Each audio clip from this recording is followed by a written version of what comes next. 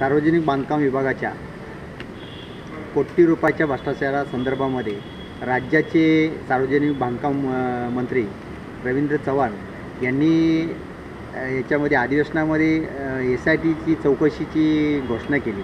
परंतु ती SIT चौकशीची जी घोषणा केली ती भिवंडी वाडा जो पालघर रस्ता आहे त्या संदर्भामध्ये केलेली आहे। मुळात असं आहे का मोठ्या प्रमाणामध्ये बिलो टाकून आणि या ठिकाणी शेकडो कोटीची कामं या घेतली जातात आणि सार्वजनिक बांधकाम विभाग ठाणे याच्या अंतर्गत येणारी या मुरबाड सार्वजनिक बांधकाम उपविभागामध्ये अशाच पद्धतीचा कारभार या ठिकाणी केलेला आहे आणि याची चौकशी SIT मार्फत शासनाने करावी।